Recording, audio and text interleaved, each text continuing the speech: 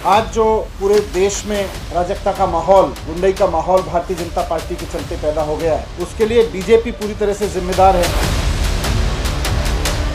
मैं ये कहना चाहता हूँ कि अगर देश में ये गुंडई, ये लफंगई बंद करनी है तो इसका सबसे सरल और सबसे बढ़िया तरीका है बीजेपी के हेडक्वार्टर में बुलडोजर चलाना।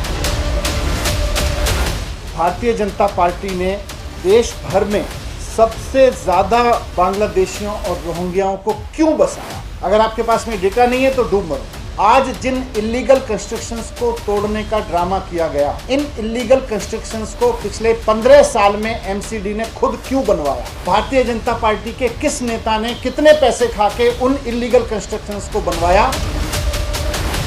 भारतीय जनता पार्टी ने पूरे देश में एक नया राग छेड़ रखा है, गुंडई का राग, लफंगई का राग। जिधर देखो भारतीय जनता पार्टी पूरे देश में कहीं भी स्कूल की बात करती नजर नहीं आएगी, कॉलेज की बात करती नजर नहीं आएगी, रोजगार की बात नजर करती नहीं आएगी, केवल गुंडई की बात करती हुई नजर आएगी, लफंगई की बात करती हुई नजर आएगी। भारतीय जनता पार्टी के नेता और कार्यकर्ता पिछले 8 साल से भारतीय जनता पार्टी लगातार सत्ता में है। इन्होंने स्कूल के लिए कुछ नहीं किया, अस्पतालों के लिए, रोजगार के लिए, महंगाई के लिए कुछ नहीं किया।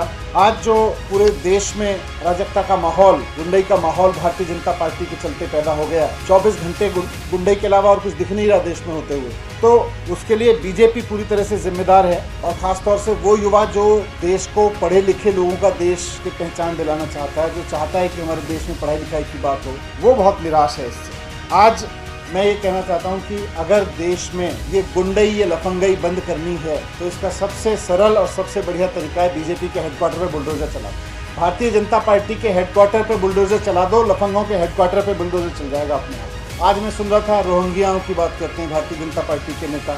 मैं बहुत जिम्मेदारी के साथ भारतीय जनता पार्टी के लोगों के सामने 2 सवाल खड़े करना चाहता हूँ। पहला तो ये कि पिछले 8 साल में भारतीय जनता पार्टी ने देश भर में सबसे ज्यादा बांग्लादेशियों और रोहिंग्याओं को क्यों बसाया? भाजपा आज इसका हिसाब किताब दे कि उसने पिछले 8 साल में कितने बांग्लादेशियों को, रोहिंग्याओं को कहां बसाया है, कितनी संख्या में बसाया है। अगर आपके पास में डेटा नहीं है तो डूब मरो। आज ये बता दें कि हमने, भारतीय जनता पार्टी ने पूरे देश में इतने रोहिंग्या, बांग्लादेशी यहाँ बसाए हैं। आप देख लेना, आपको पता चल जाएगा कि फिर अगले दंगे कहाँ होने वाले हैं। तो पहला सवाल तो ये कि कितने रोहिंग्या, बांग्लादेशी कहां बसाए, ये भारतीय जनता पार्टी हिसाब दे। दूसरा, आज जिन इलीगल कंस्ट्रक्शंस को तोड़ने का ड्रामा किया गया, इन इलीगल कंस्ट्रक्शंस को पिछले 15 साल में एमसीडी ने खुद क्यों बनवाया? भारतीय जनता पार्टी के किस नेता ने कितने पैसे खा के उन इलीगल कंस्ट्रक्शंस को बनवाया, इसका जवाब दे।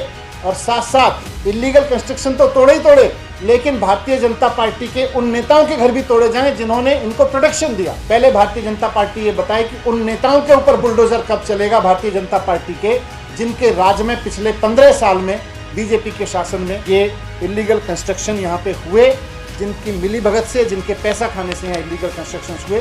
इन दोनों सवालों के जवाब भारतीय जनता पार्टी को देने ही पड़ेंगे।